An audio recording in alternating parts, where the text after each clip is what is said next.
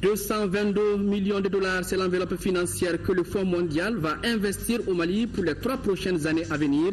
L'annonce a été faite par le directeur exécutif de l'organisation à l'issue de sa rencontre avec le président de la République, Ibrahim Boubacar Keïta, à New York. Bientôt, un statut particulier pour le district de Bamako. Les élus de la nation ont adopté aujourd'hui un projet de loi relatif à ce sujet.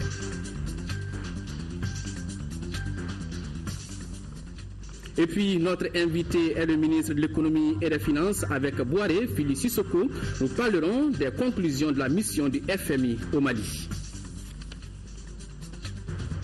Voilà pour les titres. Mesdames, Messieurs, bonsoir et bienvenue dans cette édition de 20h. Oui, le FMI et le Mali ont animé hier au ministère de l'économie et des finances une conférence de presse conjointe pour annoncer aux journalistes leur accord parfait à l'issue de la mission de l'institution de Bretton Woods dans notre pays. Le compte rendu, c'est avec Sori Ibrahima Keïta. Mali FMI, la hache de guerre enterrée. La déclaration de la mission révèle, les orateurs du jour confirment. Nous avons, avec le gouvernement, trouvé des réponses à la hauteur des problèmes qui se posaient. À l'occasion de cette mission, on a tout résolu. C'est donc clair et net, le quiproquo entre partenaires stratégiques est terminé, sauf que des confrères fouinent encore dans des détails donnés pour importants.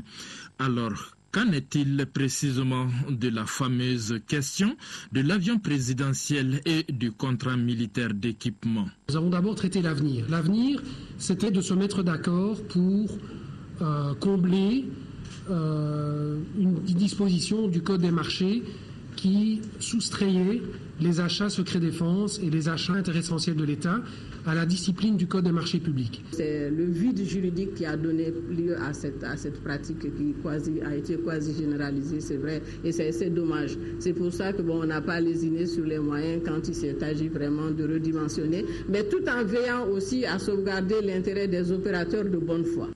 Au-delà des sujets polémiques, la mission estime que l'économie malienne renoue avec sa trajectoire de croissance normale, avec un PIB réel progressif, 5,8% pour 2014. Avec tous ces éléments, nous pensons effectivement que notre travail avec les autorités au cours des 15 derniers jours a été un succès et que nous sommes en mesure de recommander à notre conseil d'administration la conclusion des premières et deuxièmes revues du programme du FMI. Le FMI et le Mali se félicitent de la franchise qui a entouré les investigations de la mission, toutes choses ayant permis de déceler des surfacturations de 29 milliards de francs CFA. C'est pourquoi les deux parties conviennent aussi que mention spéciale soit décernée à des structures de contrôle comme le bureau du vérificateur général, la Cour suprême, pour leur contribution à la manifestation de la vérité. Madame le ministre, bonsoir. Bonsoir, monsieur. Vous avez vu l'élément tout à l'heure. Est-ce qu'aujourd'hui, après cette mission, vous pouvez en tout cas lancer un ouf de soulagement? Bon, je pense qu'au niveau du ministère des Finances, nous, on était partis déjà rassurés au mois de juin de Washington, puisqu'on avait mis sur la table des compléments de mesures sur lesquels on était sûr à 100% de pouvoir faire ce qu'on a promis de faire. Donc la mission, c'était pour nous une mission d'évaluation, mais effectivement avec des enjeux, parce que tout le monde n'avait pas cette même lecture. Madame le ministre, on savait qu'avant, en tout cas, cette visite du FMI dans notre pays, beaucoup d'eau avait coulé sous le pont. Sur quel élément la délégation du FMI a travaillé? Je pense que le point crucial a concerné les deux contrats, c'est-à-dire l'audit qui avait été commandité par le Premier ministre suite justement à notre mission à Washington. Donc ces deux audits devaient être déposés pendant la mission et regardés. Mais au-delà de ça, il s'est agi aussi de faire un tour d'horizon parce que si vous vous souvenez, au mois de mars dernier, quand ils avaient quitté juste avant la crise, je veux dire mars 2014 tout près, donc en réalité, il y avait déjà des trains de mesures qui devaient être mis en chantier. Et c'est chemin faisant que ces deux problèmes sont apparus. Et on a pensé que c'était important de les adresser comme il le fallait. fallait et avec eux on s'est accordé. Donc quand ils sont venus, c'était vraiment de prendre connaissance des rapports, mais aussi de faire le point des mesures structurelles et des repères qu'on avait ensemble décidé il y a déjà quelques temps. C'est ça. Madame le ministre, on parle d'une surfacturation estimée à 29 milliards de francs CFA. Comment c'est arrivé? On a parlé aussi au niveau de l'armée, en tout cas des chaussettes, des paires de chaussettes qui coûtent 10 000 francs. Comment cela est arrivé? Bon, moi je pense, j'ai commencé d'abord par dire qu'il ne faut pas voir ça comme si on voulait jeter de l'eau propre sur nos forces armées. Je pense qu'ils ont été suffisamment éprouvés pour qu'on en rajoute. Mais il se trouve simplement que le ministère avait passé un contrat pour essayer de les habiller, de leur trouver des tenues de protection. Mais ce contrat s'est trouvé dans le collimateur de l'audit. Et finalement, il est apparu. Les 25 milliards représentent en fait l'écart entre les bordereaux fournisseurs qui sont présentés pour paiement au niveau de la banque et ce qui a été facturé au ministère de la Défense pour paiement. Mais ce qui est sûr, les 29 milliards inclut la marge de l'intermédiaire, soit disant passant, ensuite les intérêts financiers et autres frais agio-bancaires, etc., que la banque devait percevoir aussi. Donc je pense qu'avec le dépôt du rapport final du vérificateur, on aura une idée exacte de l'ampleur de la surfacturation. Et maintenant, qu'en est-il de l'avion de commandement du président de la République? Bon, l'avion, je pense que ça a fait couler beaucoup d'encre jusque-là, mais il faut retenir que ce n'est pas le principe de l'opportunité de l'acquisition de l'avion qui, dès le départ, a été mis en cause. Je pense que nos partenaires ont été clairs là-dessus. Et les audits ont prouvé aussi que le prix de l'avion est dans la fourchette du normal. Parce que dans le rapport du vérificateur, comme on aura l'avantage chacun de le voir quand il sera posté, il apparaît clairement qu'ils ont fait un benchmark sur le marché suisse ou un autre marché européen, où ils ont vu que la fourchette, c'était entre 30 et 40 millions de dollars. Et nous, globalement, ce qu'on a mis dans l'avion, c'est 20 millions de dollars, sur lesquels, à la date d'aujourd'hui, 20 milliards de francs CFA, sur lesquels 18 milliards ont été effectivement transférés, 18 milliards 800 exactement. Donc à ce stade, l'écart qui reste avait été prévu pour des questions d'audit technique et autres, bon, lequel audit aussi à chaque fois qu'il y a des visites techniques, des gens disent que l'avion a été saisi. Bon, vraiment, j'avoue qu'il est temps qu'on sorte de ça. Je pense qu'il y a des enjeux très importants qui attendent notre pays. C'est ça. Et Madame le ministre, lors de cette rencontre, en tout cas, le FMI s'engage à examiner les revues programmes du Mali dès début décembre. Quelle est l'importance de cette décision? Bon, je pense qu'elle est critique, cette décision, parce que je pense qu'on a eu l'occasion de le dire ici déjà par le passé. Le Fonds monétaire, ses évaluations constituent en fait un baromètre pour les autres bailleurs de fonds. Donc, une fois qu'il donne l'alerte, tout le monde attend, surtout dans ce contexte où on a un devoir de compte rendu chacun en ce qui nous concerne, aussi bien les pays pauvres que les pays riches. Donc, vous comprendrez que quand il y a des inquiétudes qui sont soulevées par rapport à la gouvernance, que les autres mettent un peu le pied, excusez-moi l'expression, sur les décaissements, notamment ceux qui font les appuis budgétaires.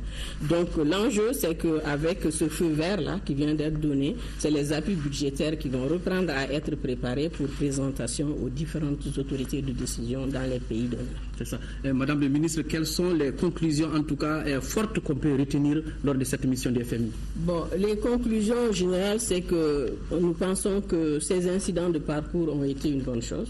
Pour nous, en tout cas, en termes de gouvernance, on pense que ça a révélé des faiblesses, que la mission nous a donné l'occasion de corriger. D'ailleurs, on avait commencé la correction parce qu'un certain nombre de trains de mesures avaient déjà été prises. Donc, ça, c'est un des éléments. Donc, l'autre grande conclusion, c'est que, comme vous l'avez dit, ils vont présenter le dossier au Conseil, mais on s'est engagé, nous aussi, à poster sur le site web de la primature le rapport en intégralité, ce qui s'est jamais fait, et ensuite, maintenant, de faire un rapport régulier sur l'état d'exécution des conclusions et recommandations et peut-être des prescriptions de ces différents rapports. Madame, parlons maintenant des perspectives avec cette institution financière. Bon, nous pensons qu'après avoir déblayé ces problèmes-là, le feu est ouvert, comme je l'ai dit.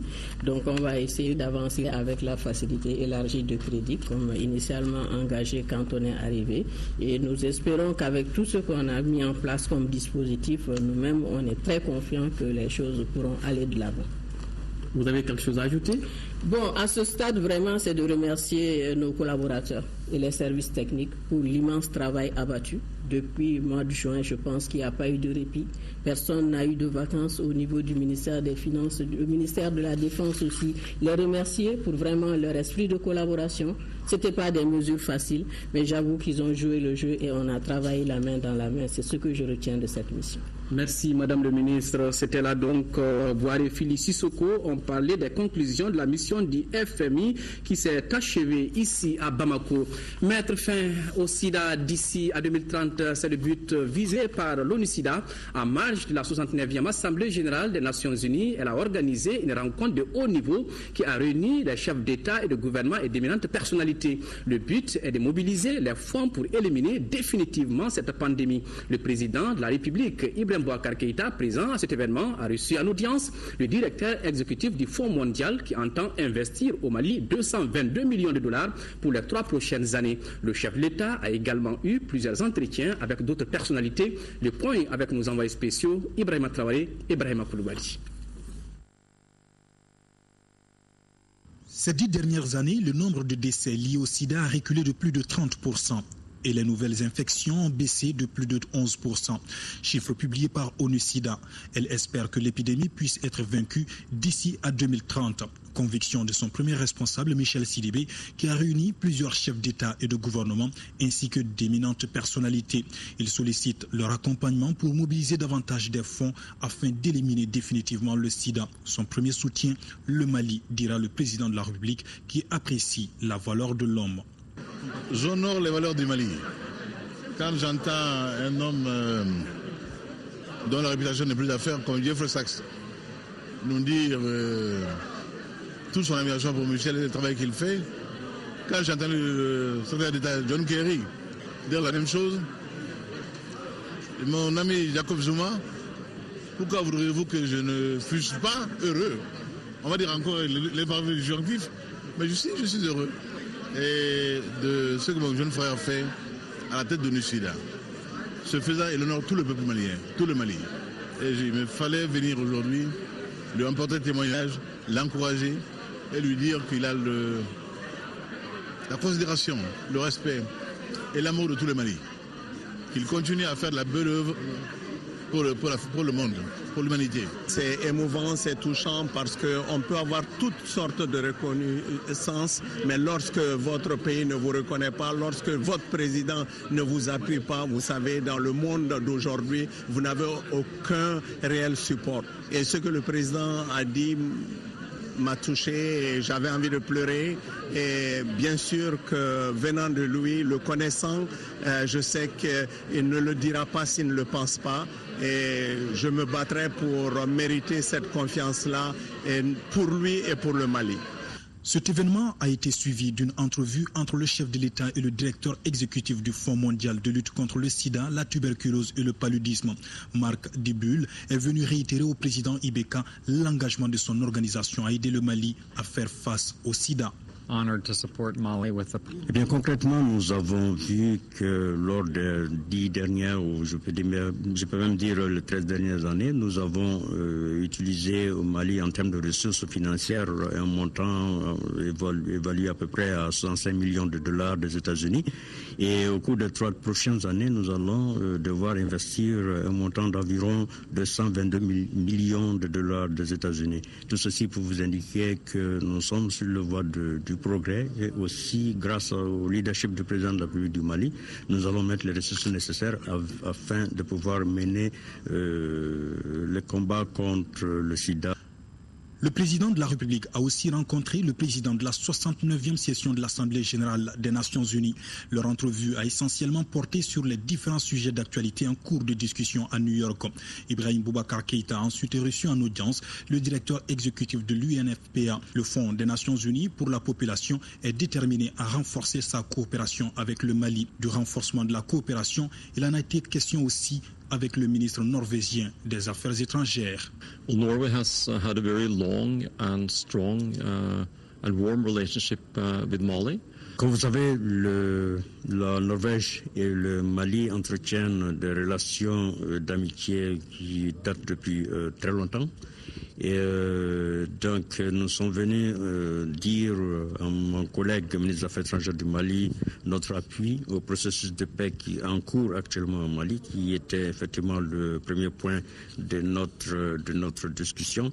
Et ensuite, en second point, nous avons signifié au ministre des Affaires étrangères notre volonté à renforcer davantage et consolider ces relations qui existent si heureusement entre le Mali et la Norvège. Plusieurs autres rencontres bilatérales sont au programme du président de la République, notamment celle prévue avec le secrétaire général des Nations Unies. Et puis c'est demain samedi que le président de la République prononce son discours à la tribune des Nations Unies. Il participera juste après à une séance spéciale consacrée au Mali. Il est prévu également une rencontre avec la diaspora malienne vivant à New York, nous signalent nos envoyés spéciaux. À Alger, les pourparlers inclusifs intermaliens sont suspendus depuis hier en raison de la fête de Tabaski, mais aussi de l'agenda international. À l'heure du bilan, le haut représentant du président de la République révèle que le plan du règlement promis à l'issue de cette phase n'est pas au rendez-vous pour plusieurs raisons. Modibo Keïta qui précise cependant qu'il n'y a ni rupture ni échec dans les négociations. Je vous propose de l'écouter. Il est interrogé à son retour d'Alger par Yaya Konaté. Au moment où je m'étais adressé à l'ensemble de la société civile, aux organisations socio-professionnelles, à la classe politique, c'était au cours de la première quinzaine du mois d'août. Nous revenions juste de la première phase avec une feuille de route. J'avais en effet indiqué de façon très claire que cette deuxième phase que nous allons entamer devrait s'achever sur un plan de règlement. Ce plan de règlement qui comprendrait des engagements, un calendrier de mise en œuvre et des mécanismes de suivi et d'évaluation. Et j'avais pris l'engagement de soumettre de nouveau ce document à l'appréciation de la société civile, des partis politiques, bref, de l'ensemble de la communauté. Et je crois, par respect pour cet auditoire, il est important que quelques heures après mon retour d'Alger pour la deuxième phase, que je dise qu'il n'a pas été possible d'obtenir ce plan de règlement qui leur avait été promis. Mais les raisons sont faciles à comprendre. Et puisque cette deuxième phase qui devait commencer depuis le 17 août pour s'achever vers le 11 septembre n'a commencé en réalité que le 1er septembre. Et les premiers jours ont été marqués par des réajustements. Et tout cela a pris du temps. Ensuite, il y a eu l'audition de la société civile malienne pendant toute une semaine. Et c'est après cela qu'il a fallu encore avoir des réajustements qui n'ont pas permis d'aller directement et dans l'immédiat au fond des questions. Mais finalement, les choses se sont arrangées, les discussions ont commencé et sur des questions essentielles telles que les institutions, la vie politique institutionnelle, le développement, la sécurité et la réconciliation. Du reste, ces questions avaient été déjà soumises aux communautés qu'il faut aujourd'hui saluer parce qu'elles ont pu imprimer une certaine dynamique même aux négociations. Et leur participation a été salutaire. Donc, c'est en raison de tout cela et en raison, si vous voulez, des engagements internationaux, c'est quand même l'Assemblée générale des Nations Unies, en raison de la grande fête musulmane, que les médiateurs ont estimé d'observer une période de suspension qui n'est pas une rupture, qui n'est donc pas un blocage, qui n'est pas un échec, et pour permettre, si vous voulez, de faire la somme de toutes les idées qui ont été émises et de proposer par la suite un document sur lequel, pendant la prochaine séance, les partis auront à se pencher, à discuter en vue d'un consensus. Ce n'est donc pas un échec du tout. Alors, est-ce qu'il faut comprendre quand même que les divergences étaient trop profondes à Alger? Oui, ça c'est le propre de toutes les négociations. Et nous avons vu des affirmations assez fortes, de part et d'autre. Les partis, quand je parle des partis, il s'agit des mouvements armés du gouvernement. Et chaque parti a exprimé son point de vue, avec souvent détermination, mais avec des arguments. Et notre rôle était de procéder au rapprochement des points de vue. Et cette divergence-là, en réalité, l'était souvent dans la forme.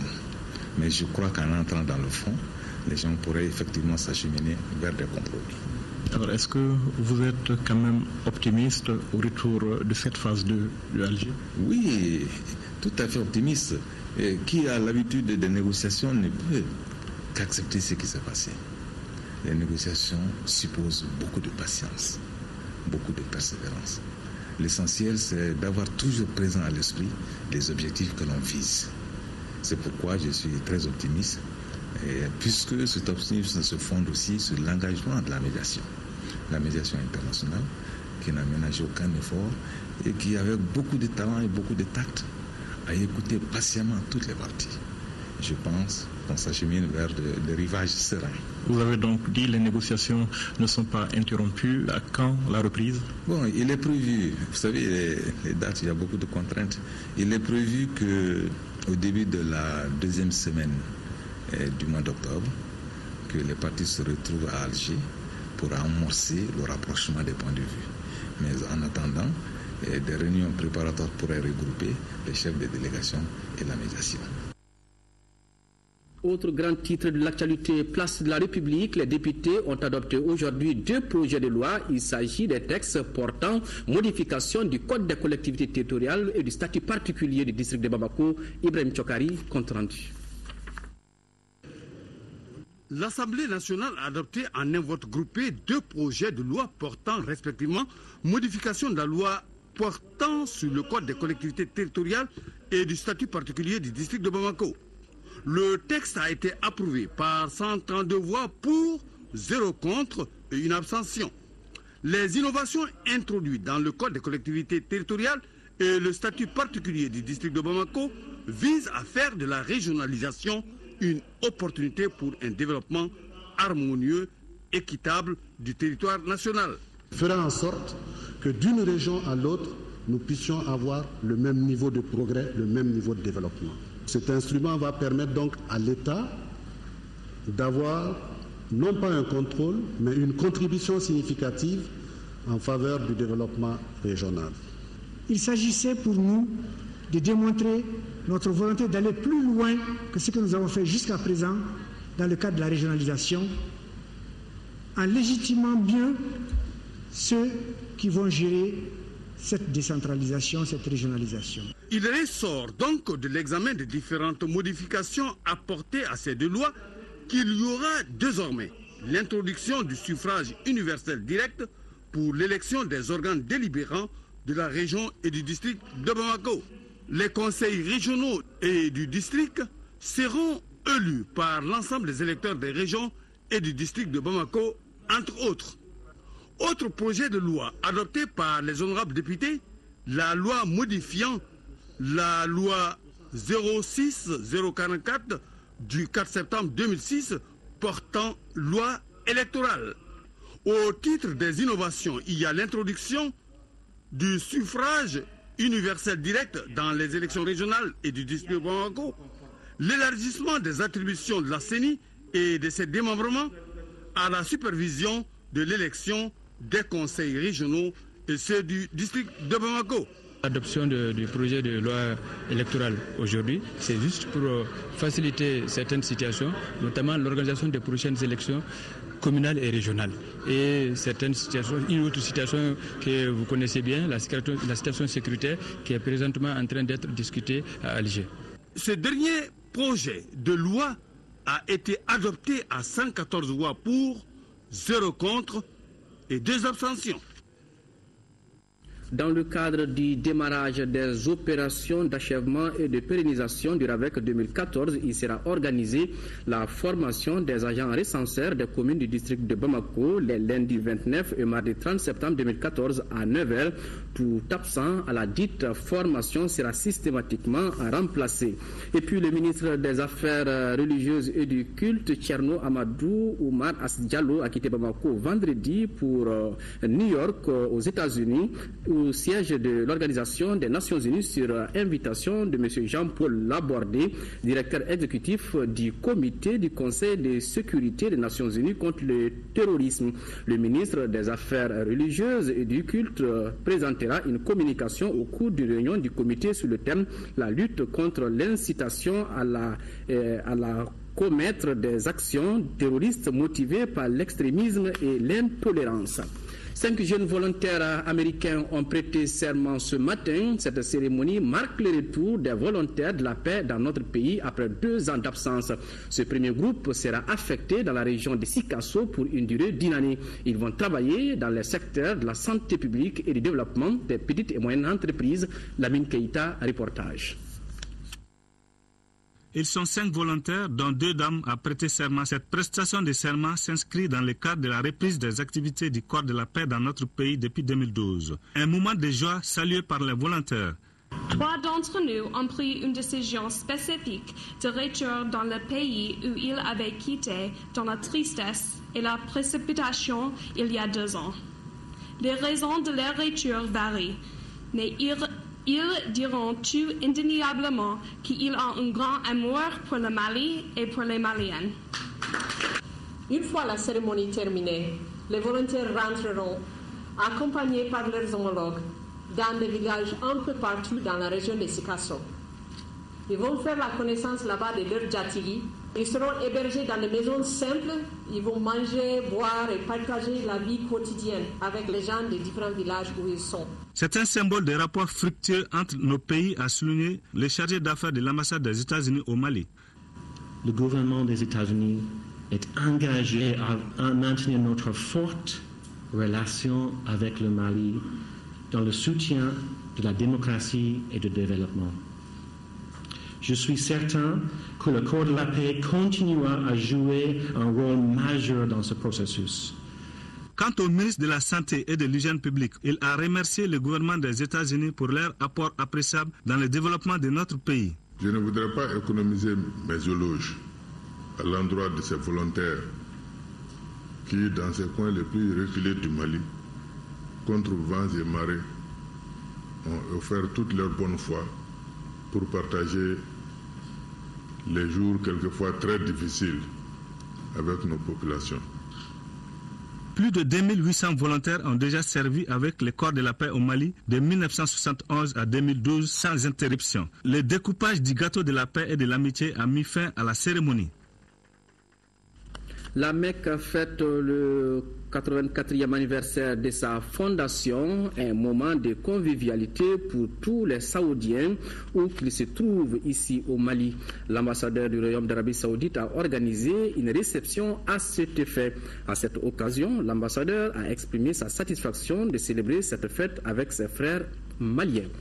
Voilà, la Mecque fête le 84e anniversaire de sa fondation. Moment de convivialité. Voilà. Promouvoir les droits de la propriété intellectuelle, c'est l'objectif d'un séminaire ouvert ici à Bamako. Les participants vont passer en revue les enjeux de la propriété intellectuelle. L'exercice devra contribuer au développement économique à travers la valorisation des œuvres matérielles et immatérielles. Agali Agagissa. Quelle peut être la contribution des œuvres matérielles et immatérielles dans le développement économique du Mali? C'est dans l'optique de répondre à cette question que le ministère de l'Industrie et de la Promotion des investissements a initié cette rencontre. La propriété intellectuelle est inséparable de toutes les activités, mais son apport dans l'économie reste en deçà des attentes. L'économie repose aujourd'hui sur la propriété intellectuelle qui s'offre plus que par le passé comme un outil indispensable de développement. L'émergence que nos décideurs politiques veulent atteindre à des horizons divers exige au préalable la maîtrise, la promotion et l'usage de la propriété intellectuelle. Cependant, ce n'est pas le cadre réglementaire qui manque pour tirer profit des inventions et innovations. Le Mali a signé plusieurs conventions comme la déclaration de Dakar en 2008. C'est pourquoi il est urgent d'élaborer une stratégie de valorisation des fruits de la propriété intellectuelle. La stratégie nationale de développement de la propriété intellectuelle, conçue en droite ligne des recommandations de l'OAPI, se met progressivement en place. Elle contribue certainement à corriger certaines insuffisances que nous avons tantôt énumérées. Un des axes de cette stratégie est justement le renforcement des capacités des acteurs locaux que vous êtes, organisés en un comité national de développement et de coordination de la propriété intellectuelle. Les membres du comité national de la propriété intellectuelle prennent part aux travaux de 3 jours animés par des experts nationaux et étrangers. Ce séminaire se tient grâce à l'appui du Centre de formation pour le développement et l'Organisation africaine de la propriété intellectuelle. Le Mali célèbre demain 27 septembre la journée mondiale du tourisme. Le thème retenu cette année est le tourisme et le développement communautaire. À cette occasion, je vous propose d'écouter le ministre de l'Artisanat et du Tourisme. Elle est au micro de Inaba. Cette journée commémore l'adoption des statuts de l'OMT en 1970.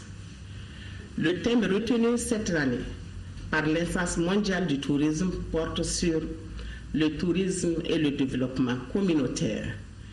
L'Organisation mondiale du tourisme, à travers ses États membres, veut ainsi mettre un accent sur la place et l'importance du tourisme dans le développement durable et harmonieux des communautés à tous les niveaux. La grave crise politico-sécuritaire qu'a connue notre pays a fragilisé le positionnement de notre destination au plan international. Aujourd'hui, la situation du tourisme malien nous engage à beaucoup plus de persévérance et de concertation pour une sortie de crise et une relance conséquente du secteur. Conformément à l'instance mondiale qui a choisi le tourisme et le développement communautaire, le thème national retenu cette année est la contribution du tourisme au développement local. L'ambition du gouvernement du Mali est de faire du tourisme un catalyseur de développement local. À travers la Journée mondiale du tourisme 2014, nous espérons un développement local intégré autour de ce secteur qui est un facteur d'émergence. En 2015, notre pays sera doté d'une usine de fabrique de carton et d'emballage. La Banque ouest-africaine de développement va accorder 2,3 milliards de francs CFA à la société malienne de cartonnerie. La signature de ce montant a fait l'objet d'une cérémonie. Commentaire Al Djoumatina. En apposant sa signature au bas de ces documents, la Banque ouest-africaine de développement va prêter 2,3 milliards de francs CFA à la société SES malienne de cartonnerie SA. Ainsi, par cet engagement, la BOAD manifeste sa ferme volonté de contribuer à la promotion d'un secteur privé solide et moderne, apte à jouer pleinement son rôle de moteur de la croissance des économies des États de l'UEMOA. L'intervention de la BOAD vient en appui aux efforts déployés par les autorités maliennes visant à créer les conditions propices à la mise en place d'unités de transformation compétitives en vue de la valorisation des produits locaux. À cet effet, l'organisation visualisée et le profil de l'équipe de gestion, formée de spécialistes du domaine, rassure quant à la conduite du projet dans les règles de l'art. L'entrée de fonds d'investissement au capital de la société, l'assistance technique prévue pour la formation du personnel et la mise en place d'un système d'information et de gestion sont autant d'éléments qui contribuent à crédibiliser davantage le projet. La concrétisation d'une telle opportunité va permettre à la société de relever des défis, surtout dans le domaine de la cartonnerie et d'emballage. Les principaux responsables maliens du secteur privé ont manifesté d'ailleurs sans retenir leurs intérêts dans ce projet qui leur simplifiera la vie et favorisera le développement du secteur productif privé actuellement bridé par les contraintes d'importation. L'industrie malienne absorbera 70% de la production totale de l'usine. Une partie de la production sera également exportée dans les pays voisins. Près de 50 nouveaux salariés seront embauchés avec une possibilité de doubler en quelques années. Du travail sera assuré pour les sous-traitants locaux et dès la 4e année, le chiffre d'affaires attendu est de 5 milliards de francs CFA. Au dire des responsables, l'usine de fabrication de cartons et d'emballage verra le jour en 2015. Visite du dépôt de Noumobougou en 2e région. C'était ce matin. Une délégation du ministère de l'Environnement, de l'Eau et de l'Assainissement a rencontré les populations avec lesquelles les échanges ont porté sur le choix du site pour recevoir les ordures. Les populations se disent préoccupées par le dépôt de ces déchets en ces lieux. Alpha Maïga, reportage.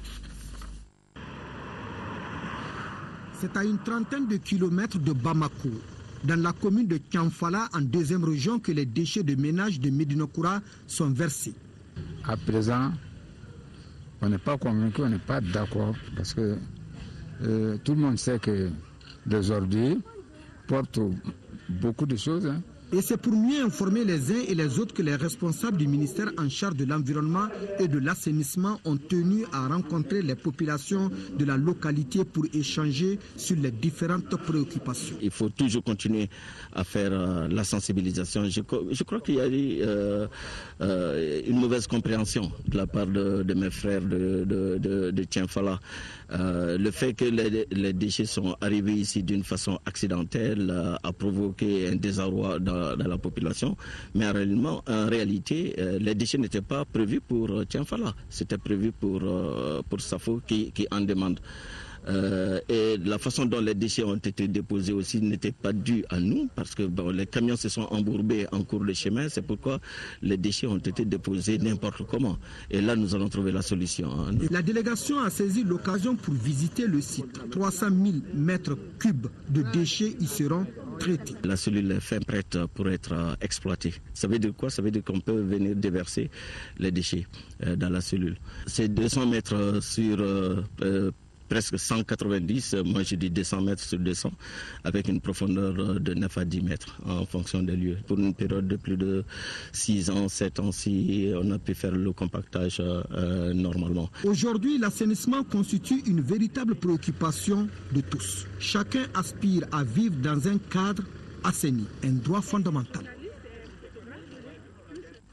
La 9e session du conseil d'administration de la CANAM donne une note prometteuse aux assurés. Le budget prochain est estimé à 22 435 millions de francs CFA, soit une augmentation considérable de près d'un milliard de francs CFA. La CANAM, avec un résultat positif, entend élargir ses prestations à tous les niveaux. Mariam Sagara nous en parle. Plus de 22 milliards de francs CFA, c'est le budget alloué à la CANAM pour la prochaine campagne, soit une augmentation de près d'1 milliard de francs CFA. Cette augmentation est due aux résultats positifs des prestations de soins et autres activités menées. Par rapport aux activités, nous avons beaucoup mis l'accent sur la communication et aussi sur l'enrôlement, l'immatriculation. Et nous avons, par rapport à l'exécution budgétaire, atteint un taux de recouvrement de 90%. Au niveau des dépenses, nous avons exécuté à hauteur à peu près de 40%. Ça s'explique en partie par le fait que, en fait, tout le monde n'a pas commencé à consommer. Ce qui fait qu'on a encore une marge de progression, mais on peut, à la phase où on est, considérer que c'est satisfaisant. La CANAM, qui dépasse à mi-parcours le cap de bon élève, se voit aujourd'hui sollicitée par les fonctionnaires militaires et ayant droit. Sous l'égide du ministère de la Solidarité, de l'Action humanitaire et de la Reconstruction du Nord et du ministère de la Défense et des Anciens combattants, des réflexions à travers les services techniques pour convenir d'un schéma permettant aux militaires d'être affiliés, donc immatriculés à l'AMO comme les textes le prévoient.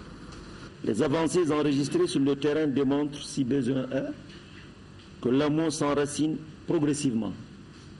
Elle est actuellement de plus en plus connue et acceptée par le plus grand nombre de populations cibles. Témoin le nombre croissant des réadhérents et les concertations en cours en vue de l'adhésion des fonctionnaires militaires. Ces résultats, certes éloquents, ne doivent pas pour autant faire oublier que de nombreux défis restent encore à relever. Les abonnés et assurés qui affluent vers la Caisse nationale d'assurance maladie démontrent que cette caisse avait sa raison d'être créée. Son organisation et son fonctionnement au quotidien attirent de plus en plus des Maliens en quête du mieux-être.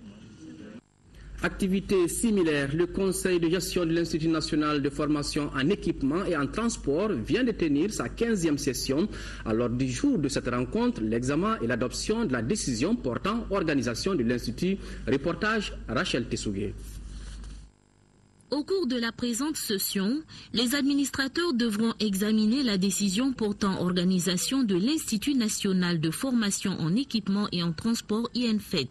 Cela en vue de créer les conditions de mobilisation des ressources lui permettant de mieux répondre aux besoins en formation des acteurs du secteur des transports et des travaux publics. Les activités ont tourné sur la formation des acteurs du secteur des transports et des travaux publics avec deux volets importants, le volet entretien routier et le volet transport. On a énormément de compagnies de transport qui contribuent à l'économie de ce pays.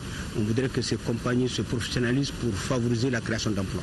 Le ministre de l'Équipement, des Transports et du Désenclavement invite cette structure à concevoir des modules de formation qualifiante pour améliorer l'entretien routier, créer des emplois et professionnaliser les acteurs du transport. Je voudrais vous informer qu'un atelier a regroupé à l'ENFET l'ensemble des concessionnaires auto installés à Bamako, les représentants des garages et ceux de la formation professionnelle afin d'aller vers des actions de formation qui permettront d'améliorer le travail quotidien des unités de maintenance et assurer à terme leur modernisation. L'INFET a pour mission d'assurer la formation continue et de contribuer à la promotion de la recherche dans les domaines des travaux publics, des transports, du bâtiment, de l'urbanisme, de la cartographie et de la mécanique. Éveiller en chaque Malien l'esprit d'un bon citoyen, faire connaître les droits et devoirs des citoyens vis-à-vis de son pays, développer le sens du drapeau et de l'hymne national, ce sont là les défis que le projet intitulé « Le bon citoyen » veut relever. Ce projet vient d'être officiellement lancé, Lamine Keïta. Le projet Le Bon Citoyen est une initiative des jeunes volontaires pour le changement au Mali. Il vise à former un citoyen de type nouveau, conscient de ses droits et devoirs. Le groupe des jeunes volontaires pour le changement au Mali veut aussi contribuer à l'émergence réelle d'une société de justice et d'égalité, basée sur l'esprit de citoyenneté, de patriotisme, du don de soi et de la solidarité, afin de forcer le développement du Mali à travers un changement fondamental. Dans les jours prochains, nous mettrons tout en œuvre pour enrôler de nombreux jeunes volontaires champions pour le développement au Mali.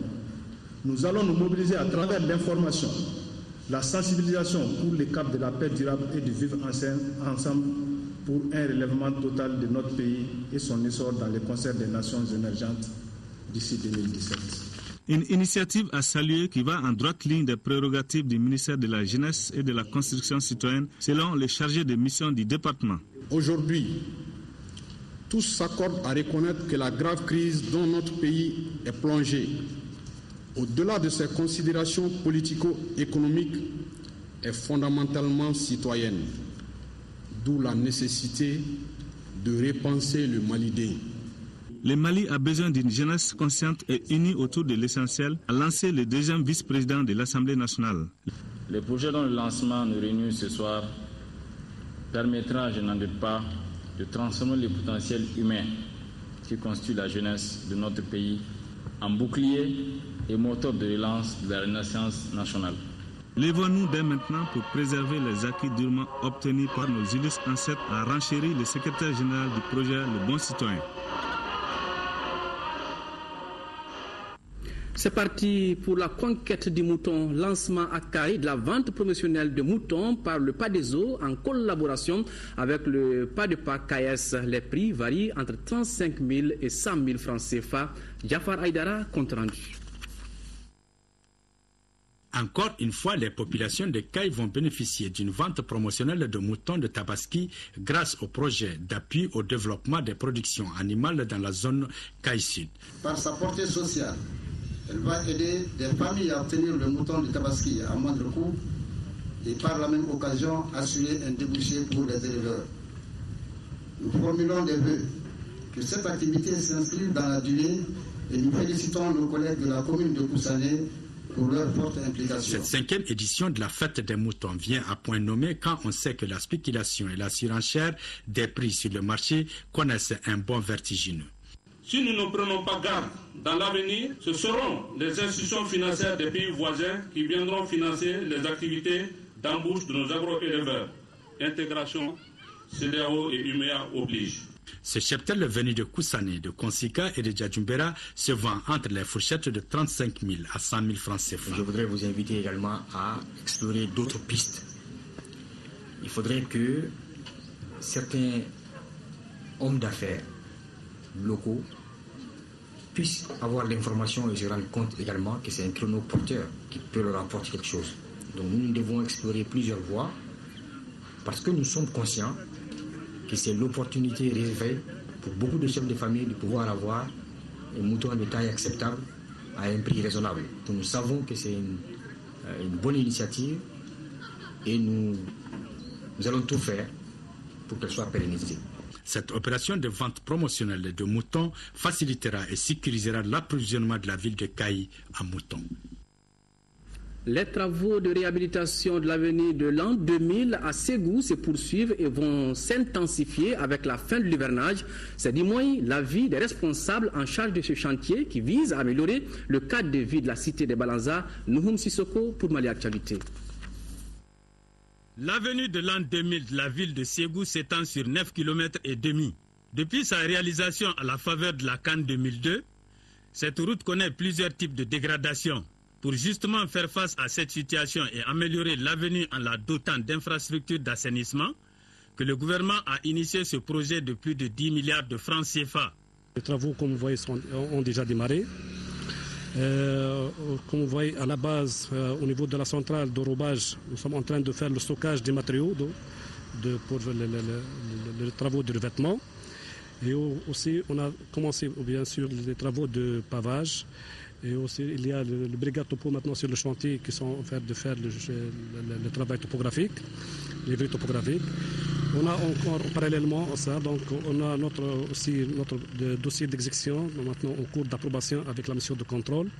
Selon les responsables du groupement d'entreprises ETEP et GK, le délai d'exécution des travaux et la qualité des services seront respectés conformément aux clauses du contrat. Les matériels nécessaires pour la mise en œuvre de l'exécution de la chaussée sont déjà présents et nous avons les matériels nécessaires et les personnels nécessaires, compétents pour faire face à ces genres de travaux. La fin des travaux normalement prévue pour novembre 2015, mais nous, Inch'Allah, en espérant bien qu'on va achever les travaux avant le délai. Le groupement d'entreprises ETEP et GK a 18 mois pour terminer les travaux de réhabilitation de l'avenue 2000 à Ségou. Les membres du comité de pilotage du projet Jatrofa ont entamé mardi dernier une mission de supervision dans les régions de Sékou et de Sikasso. Il s'agissait à travers cette mission initiée par l'Agence nationale de développement des biocarburants de permettre aux membres du comité de pilotage du projet de constater les réalisations effectuées par le projet sur le terrain. Envoyés spéciaux Aruna Diarra, Abdraman Maïga. Le Jatrofa ou encore Pourguer est devenu par ses nombreux avantages une source de motivation pour les communautés rurales de la région de Ségou. Sa production est entrée dans les habitudes des populations. Utilisé auparavant comme savon, ensuite comme haie de protection des champs, la plantation du Jatrofa occupe aujourd'hui une place du choix parmi les cultures. Constat fait par la mission de suivi et de supervision de la campagne agricole 2014. La production de Pourguer est une activité qui génère des ressources financières, ce qui permet de prendre en compte les frais de scolarité de nos enfants. En plus, quand on produit, ça pourrait dans l'avenir faire fonctionner ces machines, ce qui serait une bonne chose pour les populations de notre village. Initiée par l'Agence nationale de développement des biocarburants au Mali, cette visite de 5 jours a pour objectif de permettre aux membres du comité de pilotage du projet Jatrofa de voir les réalisations de la campagne 2014 et de mesurer le chemin parcouru par le projet. Chaque année, l'instant du projet, qui est le comité de pilotage, fait une mission de supervision, voir ce qu'on en fait sur le terrain, connaître nos erreurs, faire les corrections nécessaires. Avec la communication qu'on a eu à faire, les gens ont compris que le progrès c'est un avenir pour eux. Avenir dans le cadre du développement du secteur rural, par les grains qu'ils peuvent utiliser, par l'arbre aussi qui protège les sols, qui enrichit les sols et en même temps qui crée l'emploi. C'est là qu'ils ont compris. Partout où on a passé, en tout cas, les gens sont motivés. C'est encadrement autant que producteurs pour la filière. Je crois que c'est un encouragement qui doit prévoir l'avenir. Radieux. Au cours de cette visite, la délégation a rencontré les producteurs sur le terrain. Ces entrevues ont permis aux membres du comité de pilotage d'appréhender certaines difficultés auxquelles les producteurs sont confrontés. Il s'agit notamment des problèmes d'eau pour arroser les emblavures, du matériel agricole, des semences et des fongicides pour lutter contre les ennemis des plantes. Plus de 56 millions de francs CFA, c'est le coût total de réalisation du projet de renforcement de la résilience des populations victimes d'insécurité alimentaire dans les communes de Sakoiba et Tessirila en 4e région. Ce projet, ainsi lancé pour une durée de 9 mois, est initié par Endamali en partenariat avec Aide humanitaire allemande et Caritas Allemagne. Reportage Fousseini Samake. Le projet de renforcement de la résilience des populations victimes d'insécurité alimentaire ainsi lancé dans les communes de Sakoiba et Tesserela a une durée de 9 mois pour un coût total de 56 millions de francs CFA. Il vise à aider les populations bénéficiaires à surmonter l'épreuve de la pénurie alimentaire et freiner l'exode rural des jeunes. Initié par Enda Mali en partenariat avec Aide humanitaire allemande et Caritas Allemagne, cette intervention à travers Coach for Work, Argent contre Travail, permettra aux populations concernées de renforcer leur capacité de résilience en insécurité alimentaire. Le projet qui sera lancé concerne la clôture et la réhabilitation de 6 écoles de la commune de Sakoiba et de 5 écoles de la commune de Tesserila en matériaux locaux. Il se veut une réponse appropriée aux préoccupations du moment des populations bénéficiaires. Nous osons espérer d'ores et déjà que les retombées de cette intervention serviront de manière directe à renforcer la capacité de résilience des populations. Les bénéficiaires apprécient ces gestes qui accompagnent la baisse de la production agricole, d'où leur satisfaction. Je demeure convaincu que les autorités locales et les populations ne ménageront aucun effort pour soutenir les activités développées par Enda Mali et ses partenaires dans le cadre de ce projet. Ainsi, les 550 ménages bénéficiaires gagneront chacun 70 000 francs à partir des main-d'œuvre utilisées sur place. La cérémonie a pris fin par la visite de l'école de Menfala, dont les bâtiments en ruine seront rénovés par le projet. Démarrage des travaux de la 52e Assemblée générale de l'AGPM pendant 3 jours. Les dénominations et associations membres de cette organisation passeront en revue les activités menées par la structure. Isaac Tienou, compte rendu. Cette 52e assemblée du groupement des églises et missions protestantes évangéliques du Mali AGPM se tient au moment où le pays fait face à plusieurs défis, parmi lesquels les négociations pour l'unité et la peur de la fièvre Ebola qui touche déjà certains pays voisins. La session regroupe la quasi-totalité des missions et associations membres de l'AGPM. Le thème cette année est la mission holistique de l'Église, source d'espérance. La mission de l'Église n'est pas seulement religieuse, mais c'est une mission qui s'intéresse à l'homme tout entier. Son besoin physique, spirituel, moral, social. Et quand nous prenons en compte tous ces besoins, alors nous pouvons donner de l'espérance aux hommes aujourd'hui. Celui qui croit en Jésus-Christ peut espérer même quand les circonstances sont difficiles. Et aujourd'hui, nous pensons que la mission de l'Église, c'est effectivement de donner l'espoir au Mali. Le département en charge des affaires religieuses a saisi l'occasion pour demander aux chrétiens protestants de prier pour la nation. La tenue régulière des sessions de votre organisation est le témoignage éloquent de sa vie. J'allais dire de sa bonne vie. Soyez donc les dignes héritiers de vos prédécesseurs, car ils vous ont en effet légué un héritage précieux qu'il vous appartient d'entretenir, de faire vivre, afin qu'il puisse contribuer à assurer son service d'utilité publique pour notre pays. Je voudrais vous faire part d'un message spécifique de Monsieur le ministre des Affaires religieuses et du culte. C'est celui de continuer à prier et à faire des bénédictions pour notre pays. Une prière pour la nation a marqué cette cérémonie d'ouverture. Les travaux prennent fin ce samedi. Fin de la première étape du séjour des 1000 pèlerins maliens de la filière gouvernementale à Médine. Le premier convoi de 500 pèlerins a quitté dimanche matin Médine pour Zul Oulefa. Quel bilan et quel enseignement tiré du séjour des pèlerins maliens à Médine? C'est la question posée par notre équipe de reportage au délégué général du Hajj 2014, Moussa Keïta. Il est au micro de Moussa Henri Maïga. Ce qui est en rapport avec l'hébergement, il faut tout de suite le souligner que nous sommes dans un immeuble qui répond à toutes les normes de certification hôtelière. Et une zone dans laquelle il n'y a que 3 pays africains. Et nous sommes à 10 minutes de marche tout au plus de la mosquée. Alors, ce qui est un confort et pour les pèlerins et les pèlerines. Alors, il y a juste quelque chose qu'il faut préciser, quelques désagréments qu'on a eus les premiers jours, mais tout est rentré dans l'ordre et Dieu merci, aujourd'hui, tous les pèlerins et toutes les pèlerines arrivent à faire leur pratique de dévotion dans de meilleures conditions. Et pour ce qui est de la restauration, nous sommes en partenariat avec un Malien qui est venu avec des cuisiniers maliens, qui est en train de préparer des mets maliens. Donc à ce niveau aussi, toutes les dispositions ont été prises. Et pour ce qui concerne maintenant l'équipe médicale, il faut aussi le préciser et ça a son importance, nous sommes avec une délégation de 14 personnes de la santé. Et cette étape de Médine, on peut dire oui, et que ça se passe très bien, sinon que ça s'est très bien passé. Et puis, le ministre des Affaires religieuses et du culte a la profonde douleur d'annoncer le décès de Mme Maïga Fatoumata Ousmane, enseignante à Kalabankoura Extension Sud en pèlerinage à la Mecque au compte de l'agence Al-Madina. Le décès est survenu le jeudi 25 septembre 2014 à 5 h du matin à l'âge de 47 ans. L'enterrement a eu lieu le même jour à la Mecque.